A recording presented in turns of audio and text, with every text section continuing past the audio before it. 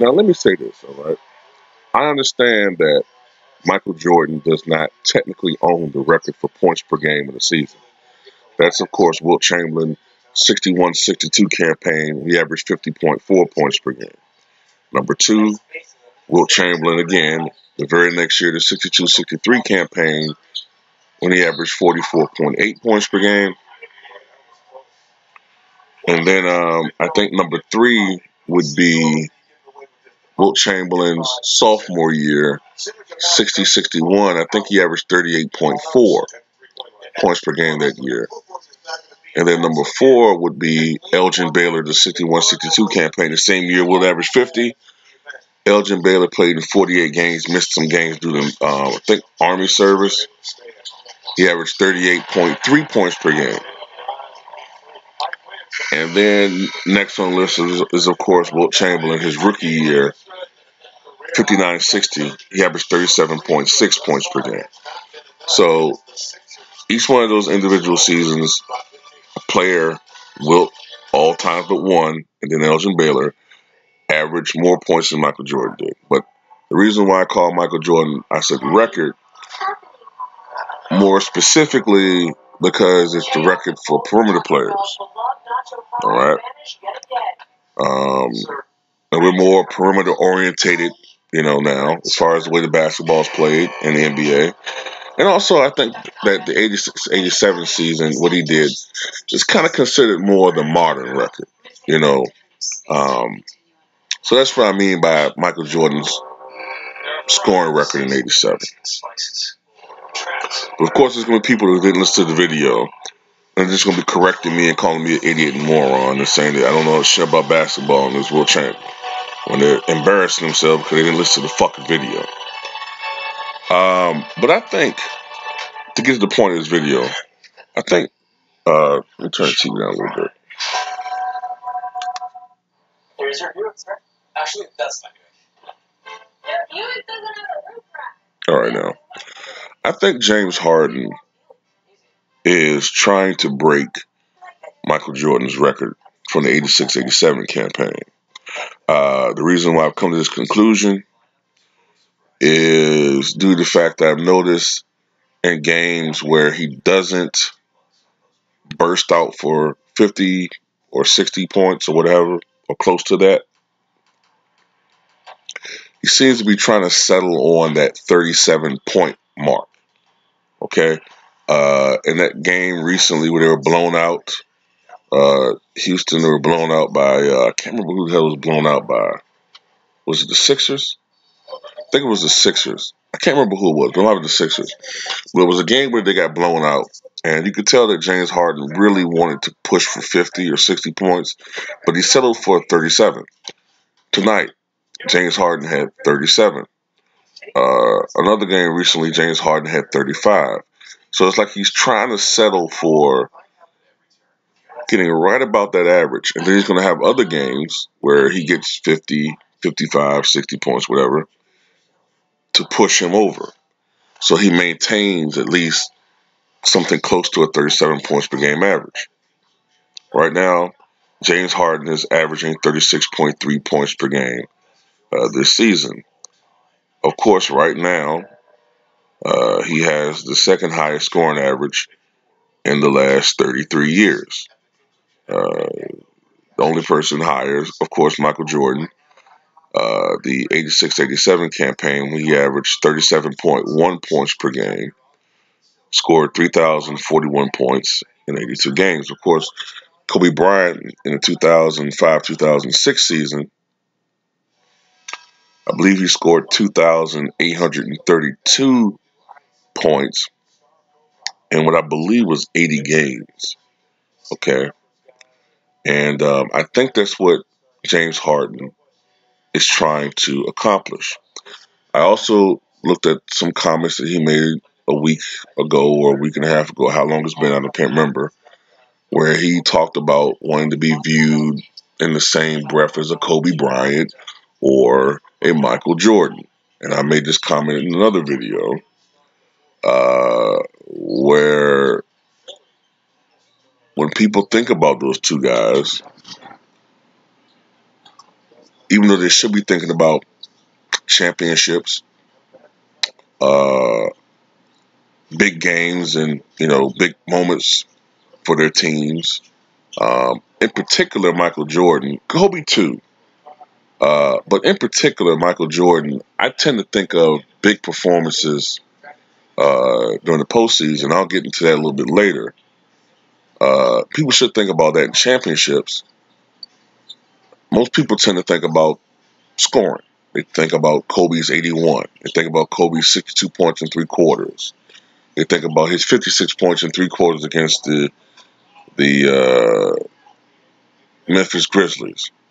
You know, Jordan. They think about the 69. They think about the playoff record 63, which I think James Harden might try to break this year. I think he's going to try to break that. I think James Harden wants to break a lot of individual scoring records this year. I think he thinks that's going to put him on the map through scoring. But the thing about Kobe Bryant, and even more so, in my opinion, Michael Jordan, is there's a reason why a player like George Gervin, who during the late 1970s, early 80s, was the best pure scorer in the NBA. But there's a reason why I think James Harden is going to be always on the level of a George Gervin, okay, and never seen on the level of a Kobe Bryant or Michael Jordan is, and that's even been kind of a disservice to George Gervin, because George Gervin was a great pure scorer. Um, George Gervin could have scored even more points than he did, but he was not a selfish player. Um, he didn't shoot the ball as much as Michael Jordan or Kobe Bryant, and he still averaged 27, 30, 33 points. He's probably the greatest pure scorer the NBA has ever seen. A lot of people don't even remember George Gervin, the Iceman. But I think he's going to still be seen in that realm, because I can't see James Harden winning a championship. And I know Red Pill Saver is not going to like what I'm saying, or I think that's your name. I know you're not going to like what I'm saying, man, but I know James Harden's your boy. I know you're a Houston Rocket fan, man. And I'm giving you about Olajuwon, man. Olajuwon's the most skilled center I've ever seen. But I'm just not. I mean, James Harden, man. Uh, his offensive game, man. It's just funky to me, man. It's just funky. Um,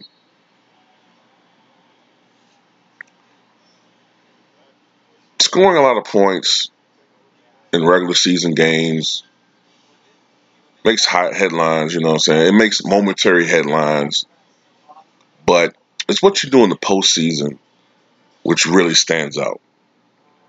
When I think of Michael Jordan, I don't think about individual regular season games. I think about playoffs. I think about the flu game. I think about uh, him clutching the basketball on Father's Day when he won the championship. Think about his late father. I think about the epic performance he put against the Phoenix Suns. I think about the shrugging his shoulders after hitting the 6 3-pointer against Portland. I think about you know the move against the Lakers. I think about his battles against the Pistons. I think about all of those great performances where he willed himself to perform when he didn't feel good or he didn't feel well, willing his teammates to play better. No matter what James Harden does in the regular season, if he's not performing at that same level, or actually even higher, because Michael performed even higher in the postseason, then it's not impressive to me, especially with the relaxed rules now. And I got to say this too. I remember when Russell Westbrook won the MVP that year, right? When he had the 42 triple doubles. And I remember people would say, well, James Harden, the argument was James Harden should win the MVP because their team is winning. I think that year, Houston won like 55 games. OKC won 47. And then their argument was strengthened even more by last year when Harden won 65 games. They said, see, we told you Russell's not a real MVP. Look at what we're doing. Look at Houston. We have the best record in the NBA. We won 65 games, right? But now, they just lost to a undermanned Pelicans team. They're 29-21. Not a bad record.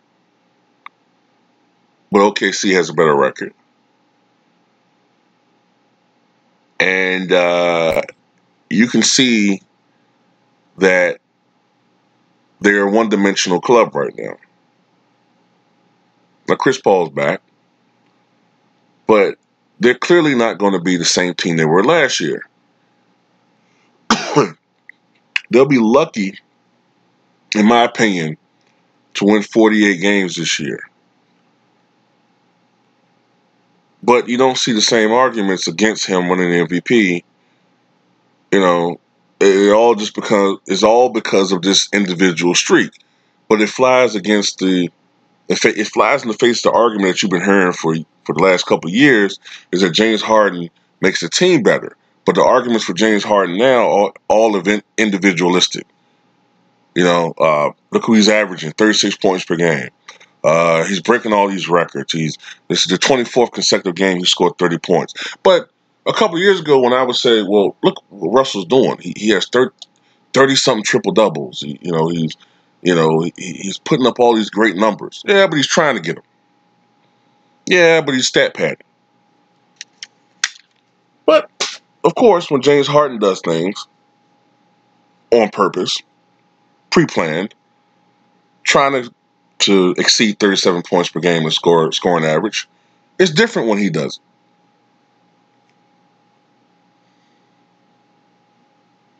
But I'm just hating though, right?